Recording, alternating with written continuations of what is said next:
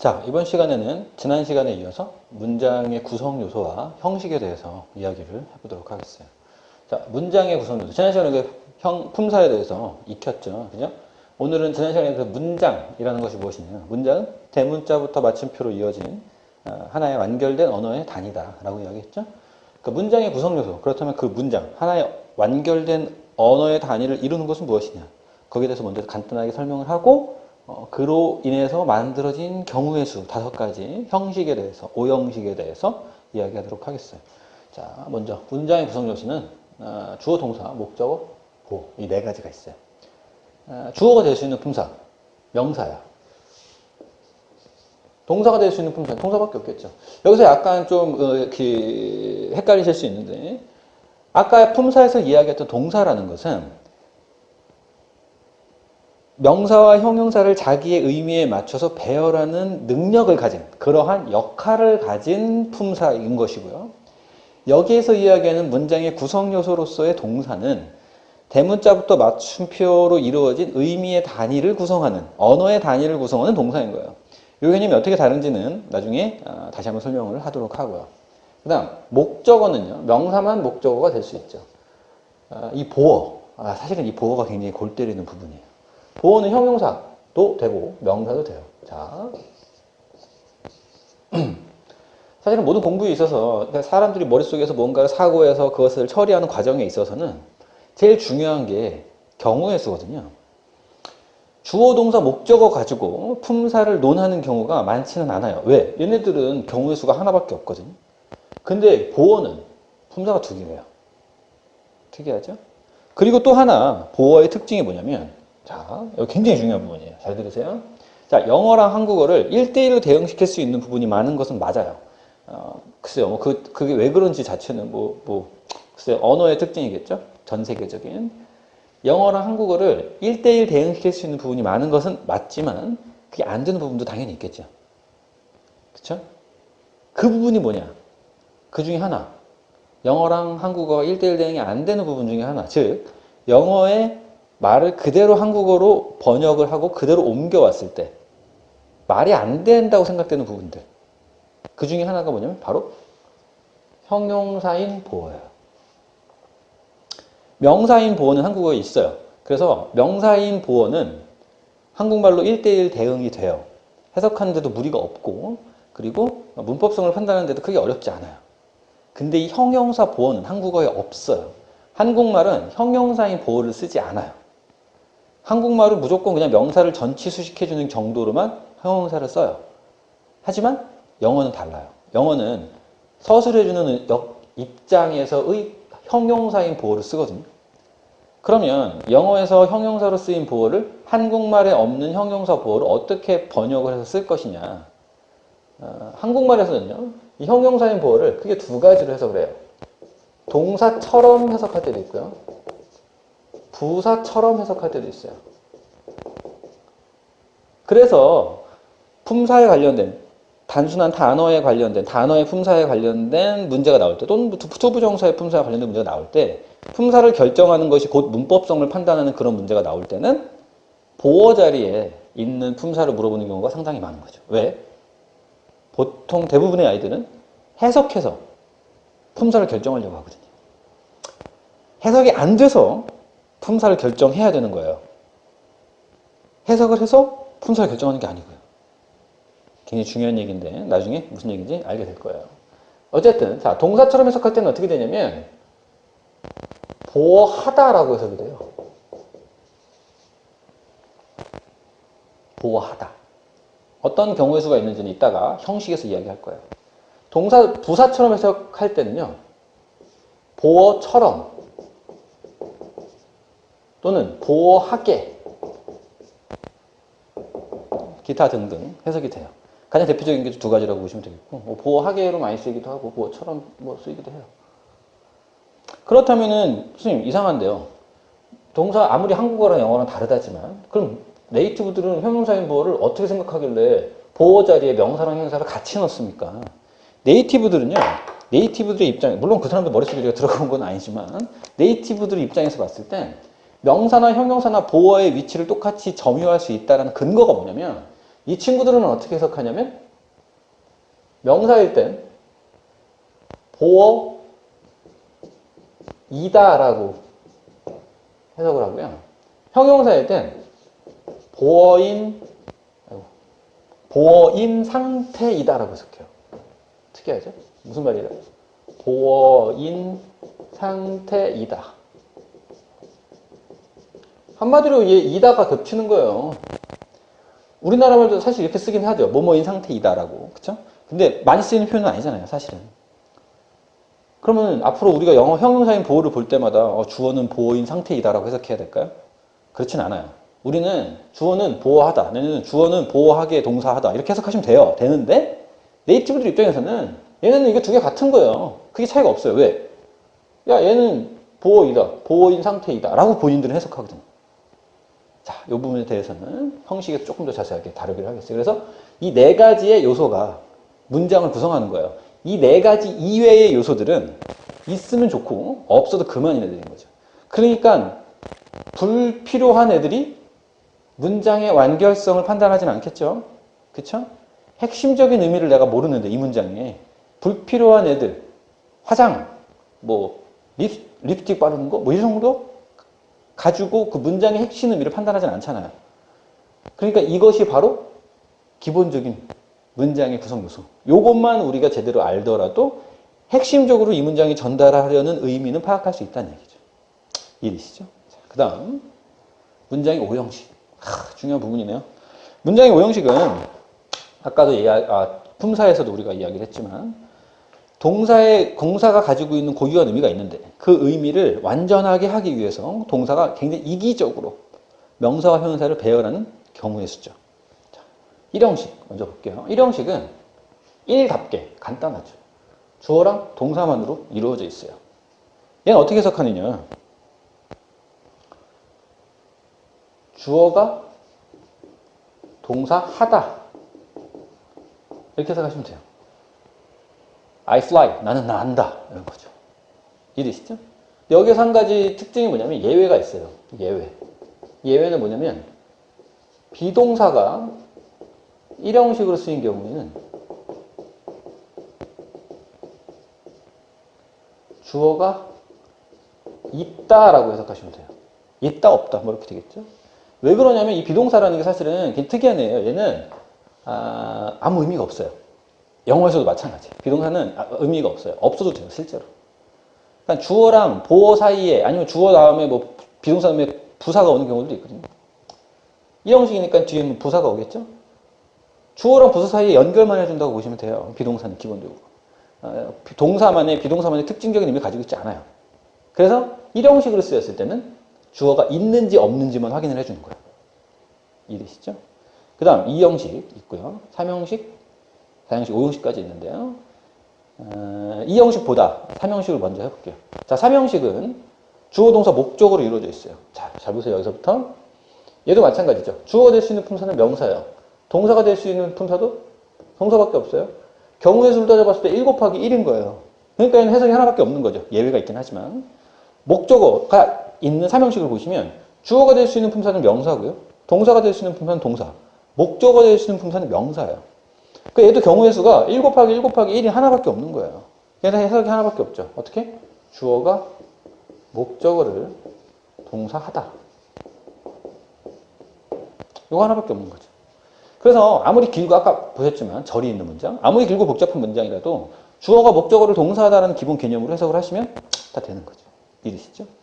그 다음 4형식 가보시면 자, 얘는 간접 목적어라고 하고 얘는 직접 목적어라고 하죠. 직접 목적어. indirect, object, direct 이렇게 되는데요. 크게 의미는 없고요. 간접 목적어, 직접 목적어가 있는 4형식은 어떻게 해석하냐면 얘도 마찬가지죠. 주어가 될 수 있는 품사는 명사, 동사가 될 수 있는 품사는 동사, 목적어가 될 수 있는 품사는 명사니까 1 곱하기 1 곱하기 1 곱하기 1인 거예요. 경우의 수가 하나죠. 주어가 IO에게 DO를 동사하다 하면 끝나는 거죠. 여기까지 되시죠? 그래서 사실은 1, 3, 4형식 가지고는 형식에 관련된 문제를 별로 물어보지 않아요. 물론 이제 4형식이 수동태 뭐 이런 쪽으로 넘어가면 약간 복잡해질 때가 있긴 하지만 기본적으로 1, 3, 4형식은요. 경우의 수가 하나씩밖에 없어요. 해석이. 그래서 1, 3, 4형식은 해석에 있어서 엄청난 어려움을 주거나 애매모호함을 주고 그러진 않아요. 다행이죠. 문제는 뭐다? 2형식과 5형식이죠. 왜 그럴까요? 보어의 존재 때문이에요. 여기서 보시면 주어, 동사, 목적어는 별 설명이 없는데 보어만 목적어 설명가 많죠? 2형식과 5형식은 뭘 갖고 있으니까? 보어를 가지고 있기 때문에 이 친구들은 설명할 게 많은 거예요. 경우의 수가 두 가지고. 두 배가 되는 거예요. 최소한 두 배. 이해되시죠? 자, 그러면 2형식의 보어, 명사인 보어부터 한번 가볼까요? 보어가 명사가 될 수도 있고 형용사가 될 수도 있다. 경우의 수가 두 가지다. 그렇죠? 명사인 경우에는 어떻게 해석하냐면 주어가 보어이다 또는 뭐 되다 이렇게 해석하시면 거의 해석이 된다고 보시면 돼요. 주어가 보어이다, 주어가 보어되다. 예문을 써볼까요? 사실 예문이 중요하죠. He is a teacher. 주어고요. 비동사는 1형식 아니면 2형식으로만 쓰여요. 이것도 꼭 외워둘게요. 3형식으로 쓰이지 않아요. 의미가 없으니까. 주어 동사 보어예요. 여기까지 되시죠? 주어가 보어이다. 그는 선생님이다. 이렇게 되는 거죠. 그렇죠? 얘의 특징은 뭐냐면 주어랑 보어랑 같아요, 달라요? 같죠. 이 의미를 보세요. 주어가 보어랑 같아야지만 이 의미가 형성이 되는 거잖아요. 그렇죠? 여기까지 되시죠? 형용사 보어 볼게요. 이거 어려워요. 보세요. 아까 이야기했어요. 보어가 형용사인 경우에는 한국말이 없기 때문에 동사처럼 해석하기도 하고 부사처럼 해석하기도 한다. 이런 얘기죠. 그렇죠? 그럼 얘는 어떻게 해석하냐면 네이티브들이 어떻게? 보어인 상태이다. 이렇게 해석한다. 얘기죠. 그러면 주어가 보어인 상태이다. 이렇게 해석하면 되는데 한국말로 이렇게 하지 않기 때문에 주어가 보어하다라고 해석하기도 하고 또는 주어가 보어처럼 내지는 보어하게 동사하다 이렇게 해석하시면 되는 거예요. 한국말로는. 예문 써볼게요. 자, 보세요. 형용사인 보어의 예문이에요. 자, he is happy. 자, 주어고 동사고 보어죠. 해석하면 어떻게 되냐. 그는 보어하다가 되겠네. 그는 행복하다. 그렇죠? 자, 한국말로 보시면 행복하다, 행복할 것이다, 행복했다, 행복했었다 이딴 거 다 동사예요. 행복하다가 한국말로는. 영어에선 그렇지 않아요. 영어에선 그걸 형용사로 쓰는 거죠. 별거 아닌 것 같지만 굉장히 큰 차이점이에요. 이게 품사를 따지는 부분에선 굉장히 큰 차이점이 되는 거죠. 그럼 주어랑 보어랑 같나요, 다르나요? 다르죠. 이해되세요? 자, 요건 바꿔서 이야기하면 이렇게 되는 거죠. 선생님, 형용사니까 어쩌고저쩌고 품사를 아니까 할 수 있는 거네요, 결국에. 그렇지 않아요. 그렇지 않고요. 예를 들면 이런 거죠. 여기에 대한 조금 응용을 해보시면 이거는 고등학교 1학년 정도 수준이라고 보시면 되겠어요. 자, 예를 들면 이런 거죠. He is to go home. 잘렸네요. 어쨌든 볼게요. He is to go home. 이 투부정사 무슨 용법일까요? 이걸 아셔야 된다는 얘기예요. 뭘 통해서? 지금 배운 걸 통해서요. 일단 뭘 아셔야 되냐면 주어 동사고 이게 보어라는 건 아셔야 돼요. 왜? 비동사는 1형식 아니면 2형식으로 쓰이거든요. 보어가 있으니까 2형식이죠. 근데 보세요. 주어랑 보어랑 같나요? 다르나요? 자, 여기서는 우리가 티처가 명사라는 걸 알았고 해피가 형용사라는 걸 알아요. 알기 때문에 이 특징을 이해할 수 있다 치자 이거죠. 여기서 to go home이 무슨 품사인지 알아요? 모르잖아요. 해석이 되나요? 안 되는 애들 많을걸요? to go home의 품사는 뭘까? 명사라면 주어가 보어이다라고 해석하면 되는 거고요. 형용사라면 주어가 보어처럼 동사하다. 주어가 보어하게 동사하다. 주어가 보어하다 이렇게 해석하면 된다고요. 이해돼요? 형용사일 땐? 그러면 같아요, 달라요? he랑 to go home이랑 다르죠?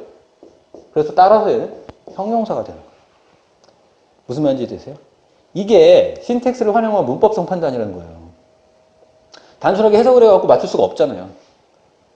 여기에서 비투용법이라는 것이 나오고 여기에서 뭐 여러 가지 또 다른 용법들이 나와요. 나중에 이야기를 할 것이다. 어쨌든 중요한 건 얘는 어떻게 해석해야 돼요? 그는 집에 갈 예정이다. 집에 가려 한다. 이렇게 해석하시면 돼요. 마치 보어가 동사인 것처럼. 뭐처럼? 동사인 것처럼. 동사인 것처럼. 보어가. 이해되세요, 이거? 나중에 다시 한번 설명할 기회가 있을 거예요. 그래서 여기서 일단 이게 중요한 거죠. 주격 보어가 명사일 때는 주어랑 보어랑 같아요. 그리고 주어가 보어이다 이렇게 해석하시면 되고요. 주격 보어가 형용사인 경우에는 주어가 보어하다, 주어가 보어처럼 또는 주어가 보어하게 동사하다 이렇게 해석하시면 되고 그때는 주어랑 보어랑 같지 않죠. 무슨 말인지 되세요? 여기까지. 그 다음 5형식 가볼게요. 사실은 이제 5형식에서 애들이 4형식까지는 좀 마음에 뭐랄까요? 저항선이 별로 없어요. 5형식부터 약간 저항이 생기거든요. 5형식은 왠지 저게 왠지 되게 복잡해 보이고 저거를 내가 마스터를 해야 될 것 같긴 하는데 안 하고 왠지 그냥 수능 1등급 받을 수 있지 않을까? 라는 착각들을 하시는데 큰 착각이죠. 자 보세요. 5형식. 5형식의 5자는요. 사실 그렇진 않지만 5형식의 5자는 어디서 나온 거냐면 1, 2, 3, 4니까 다음 5겠죠. 뭐 맞아요. 근데 이 5자는 실제로 어디서 나온 5자냐면 얘는 3 더하기 2에서 나온 5예요. 이게 무슨 말이냐면 보세요. 옛날에는요. 이렇게 썼다 이거죠. 5형식이라는 것이 만들어지기 전에 5형식이 없으면 어떤 일이 발생하냐면 이런 일이 발생해요. 자, I made that he was happy. 이런 문장이 생긴다 이거죠. 그 해석하면 어떻게 되냐면 얘는 분석해보면 I가 주어고 made 동사고 이게 목적어예요. 3형식이네요. 그 안에 근데 절이 있어요. 접속사가 종속 접속사가 있고 종속 접속사가 이끄는 문장이 목적어로서 명사 역할을 하고 있네요. 그럼 볼게요. 이 안의 문장은 he가 주어고 was가 동사고 happy가 보어예요. happy 형용사니까. 그럼 3형식 안에 뭐가 있어요? 2형식이 있죠. 이런 문장 실제로 쓰느냐? 잘 안 써요. 사실은. 왜 안 쓸까요? 5형식이 있거든요. 5형식이 있는데 뭘 하고 이런 문장 쓰겠어요? 5형식으로 더 간단하게 만들 수도 있는데 3형식 안에 뭐가 있어요? 2형식이 있다고요. 이 의미적인 특성을 가지고 있는 게 5형식이에요. 그래서 나는 5형식을 3 더하기 2라고 주장하는 것이죠. 대학교 때 우리 교수님이 영어학을 가르치시던 교수님이 이 소리를 들으면 굉장히 내가 널 잘못 가르쳤구나 생각하실 수도 있어요. 중요한 건 뭐냐면 우리가 빨리 이해하는 게 중요한 거죠. 무슨 말인지 되시죠? 5는 뭐다? 3 더하기 2다. 3형식 안에 2형식의 의미가 들어있는 거예요. 그럼 5형식의 입장에서 봤을 때, 형식의 입장에서 봤을 때는 1, 2, 3, 4형식과 달리 5형식은 굉장히 효율적인 애가 될 수 있는 거죠. 왜 효율적일까요? 두 개의 문장의 의미를 한 문장으로 쑤셔낼 수 있잖아요. 무슨 말인지 되세요? 다시 1, 2, 3, 4형식은 어찌됐든 주어 동사의 의미가 하나밖에 없어요. 근데 5형식은요. 3형식 안에 2형식이 있다니까요. 얘 플러스 얘라고요. 두 개의 문장을 하나의 문장 안에 쑤셔낼 수 있어요. 5형식은. 굉장히 효율적인 애예요. 그래서 5형식이 굉장히 많이 쓰여요. 많이 쓰이고 많이 쓰이는데도 불구하고 애들이 해석을 5형식에 맞게 잘 하지 않아요. 왠지 목적어까지 가면 나의 뭐 삶의 끈이 끊어진 것 같은 느낌인가 봐요. 목적어까지 분석하면 끝나. 그냥 뒤에 나오는 거 뭐 형용사인지 부사인지 알게 뭐야. 그냥 대충 해석하고 넘어가죠. 절대 그러시면 안 돼요. 왜? 목적어랑 목적보어 사이에 무슨 관계가 있냐면 주어랑 주격보어 또는 주어 동사의 관계가 있기 때문에. 조금 요거는 굉장히 중요하거든요. 5형식이 사실은. 나중에 동사의 쓰임이라는 챕터에서 다시 한번 자세하게 다루도록 할게요. 그 관계가 어떻게까지 어느 정도까지 뻗어나가 있는지. 자, 그럼 마찬가지 보어의 개념에서 보자면 5형식도 명사, 동사, 명사인데 보어는 명사, 형용사 두 개가 되기 때문에 얘도 경우의 수가 1 곱하기 1 곱하기 1 곱하기 2니까 경우의 수가 2가 되겠죠. 해석이 두 가지가 된다. 보세요. 명사가 되는 경우가 있고 목적 보어가 형용사가 되는 경우가 있어요. 자, 명사가 되는 경우는 어떻게 되냐면 목적어가 목적보어라고 또는 목적보어 이게 뭐 이렇게 해도 되는데요. 뭐 여기 해석이 여러 가지가 들어갈 수 있어요. 하지만 기본적인 해석은 이렇다 이거죠. 쉽게 목적어가 목적보어라고 주어가 동사하다. 물론 얘를 주어가 목적어를 목적보어라고 동사하다 이렇게 하셔도 돼요. 뭐 그거는 편한 대로 하시면 돼요. 중요한 건 뭐냐면 목적어랑 목적보어 사이의 관계, 주어와 동사 사이의 관계만 정확하게 정립해 주시면 되는 거죠. 예문 써볼까요? I made him a teacher. 사실 뭐 선생님을 만드는 게 쉬운 일은 아니지만 예문이니까 그러려니 하고 볼게요. I made him a teacher. 보세요. 자, 분석해보면 주어, 동사, 목적어고요. 이건 명사니까 보세요. DO일 수도 있어요. DO일 수도 있고요. 목적 보호일 수도 있어요. 왜? 명사거든. 티처는 어도 있겠다. 티처라는 의미는 우리가 알잖아요. 그렇죠? 그럼 얘가 목적 보호인지 DO인지 어떻게 판단하나요? 내가 얘기했죠. 오형식이 진짜 중요한 특징이에요. 이건 정말 잘 알아두셔야 돼요. 목적 보호 자리는 명사도 되고 형용사도 되고 심지어 뭐 4형식일 때는 DO 자리니까 명사가 올 수 있어요. 그럼 얘가 목적어와 목적 보호라는 걸 우리는 어떻게 검증할 것이냐. 목적어와 목적 보호가 주어와 주격 보호의 관계가 같은지 보시면 돼요. 한마디로 무슨 말이에요? 자, 목적 보호라고 난 판단했어요. 왜? 힘이랑 티처랑 같기 때문이죠. 맞죠? 선생님이, 내가 선생님 된 게 아니야. 내가 걔가 선생님을 만들었으니까 걔가 선생님인 거죠. 이 관계는 뭐랑 같아요? 정확하게 요 관계와 같은 거죠. 이해돼요? make라는 동사에서 3형식의 의미를 끌어오긴 했으나 그 안에 목적어와 목적보호의 관계는 이 형식에서 주어와 주격보호의 관계와 같다는 얘기죠. 굉장히 중요한 특징이에요, 이거. 그래서 앞으로 목적으로 끝났어. 주어, 동사, 목적어인데 뒤에 뭐가 와. 얘가 뭔지를 판단할 때 항상 생각하셔야 돼요. 목적어에 무슨 관계가 있는지. 관계가 없어. 전혀 관계가 없으면 그때는 DO예요. 그때는 4형식일 거야. 명사일 것이고. 근데 목적어랑 무슨 관계가 있네? 주어랑 관계가 있으면 부사일 가능성이 높은데요. 목적어랑 관계가 있으면 얘는 목적 보호로서 형용사 내지는 명사일 가능성이 높은 거죠. 여기에 대해서도 마찬가지 뒤쪽에서 좀 더 자세하게 설명할 기회가 있을 거예요. 일단 형식에 대해서 우리는 배우는 거기 때문에. 그 다음 형용사 보호인 경우를 볼게요. 여기서도 마찬가지였죠? 형용사가 문제야, 항상. 형용사가. 보세요. 얘는 어떻게 해석하냐면 여러 가지 해석이 있어요, 사실은. 하지만 좀 쉽게 가자면 목적어가 목적 보호하게 또는 보셨죠? 목적어 목적 보호하게도 되고요. 목적 보호 목적 보호처럼 뭐 이렇게 해도 돼요. 하게 주어가 동사하다. 목적어가 목적 보호하게 주어가 동사하다. 이렇게 해석이 돼요. 사실 뭐 주어가 목적어를 목적 보호하게 주어가 동사하다. 이렇게 해도 돼요. 뭐 이게 순서가 약간 바뀌어도 상관은 없지만 기본적으로 느낌이 이렇다. 이런 얘기죠. 이 붙여서 쓰는 이유는 목적어랑 목적 보호의 관계를 파악하시라는 의미에서 이렇게 쓰는 거죠. 예문 써볼까요? I made him happy. 그러면 마찬가지죠. I 주어, made 동사, him 목적어고 목적어 끝났는데 형용사가 나왔네요. 목적 보호겠지. 이건 좀 쉽죠. 그럼 확인해 보셔야죠. 같은지 다른지. 같아요, 달라요? 다르네요. 목적 보호 형용사예요. 해석하면 나는 그를 행복하게, 그가 행복하게 내가 만들었다. 아니면 내가 그를 행복하게 만들었다. 이렇게 하셔도 되는 거죠. 이해되시죠? 그러면 마찬가지죠. 여기 관계가 어디 있어요? 똑같은 게. 여기 있잖아요. 이제 이해되시죠? 5형식은 3형식 안에 2형식이 들어있는 것이다. 무슨 말인지 이해되시죠? 그러면 이거를 활용해서 아까 얘처럼 얘도 활용해서 만들어 볼까요? 목적 보호 자리에 나온 혼사가 뭔지? 예를 들면 이런 거죠. 이것도 약간 응용이에요. I allowed him to go home. 분석해 볼까요? 자, I 주어요. allow 동사고요. allow 동사인데 무슨 뜻이냐면 허락하다요. 자, 그러면 to 부정사가 무슨 용법인지 어떻게 판단할 수 있을까요? 자, 첫 번째로 뭘 보셔야 되냐면 주어 동사 목적으로 3형식으로 끝나서 부사적 용법으로 쓰였을 가능성도 배제해서는 안 되는 거죠. 그죠? 그럼 부사적 용법일 때는 여기까지 문장이 끝났기 때문에 얘가 부사적 용법이라면 to go home, 집에 가는 사람이 누구냐? 나여야 하는 거예요. 나는 집에 가기 위해서 그를 허락했다가 되는 거죠. 아까 얘기했죠? allow라는 동사의 의미상 사람을 허락할 수가 없어요. 그렇기 때문에 얘는 부사적 용법은 안 된다라는 판단을 먼저 하셔야 되는 거죠. 그럼 명사일까 형용사일까요? 그러면 고로 누가 하니? 힘이 하는 거예요. 내가 하는 게 아니고요. 목적어랑 관련이 있기 때문에 목적 보호라고 보시는 거죠. 일단 판단. 그 다음 목적어랑 같아요, 달라요? 힘이랑 투거함이랑 같나요, 달라요? 여기 있잖아요. 달라요. 그럼 이 형용사고가 되는 거죠. 일부 선생님들, 학교 선생님들 중에서 나는 그에게 집에 갈 것을 허락했다. 이렇게 선생님들 해석하는 경우도 있고요. 그에게 집에 갈 것을 허락했다. 그러니까 4형식처럼 보이는 경우들이 있고, 이걸 명사구라고 우기는 선생님들이 있어요. 선생님이 우겨요?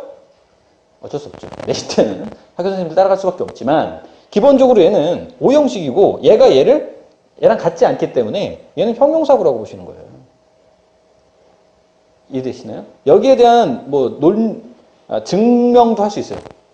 하지만 우린 거기까지 필요가 없겠고 여기까지가 문장의 구성 요소와 문장의 오형식에 관련된 설명이었어요. 그러면 지난 시간에 우리가 배웠던 품사를 기반해서 이 문장의 오형식을 앞으로 보게 될 모든 문장에서 찾아보셔야 되는 거죠. 더군다나 문장에만 실제로 형식이 있지 않아요. 동사의 의미가 있는 곳엔 다 형식이 있는 거예요. 투부정사 안에 있는 준동사가 오형식을 쓸 수도 있는 거죠. 그렇다면 그냥 투부정사, to allow 이런 거 하나만 보시면 안 돼요. allow라는 동사의 의미가 있기 때문에 그 동사의 의미가 필요로 한 애가 목적어만 있으면 되는 건지 아니면 목적어랑 목적 보호까지 다 필요한 건지도 판단을 하셔야 된다는 거죠. 무슨 말인지 이해되시죠? 자, 오늘은 그래서 문장의 구성 요소와 문장의 오형식에 대해서 설명했어요. 필기하시고요.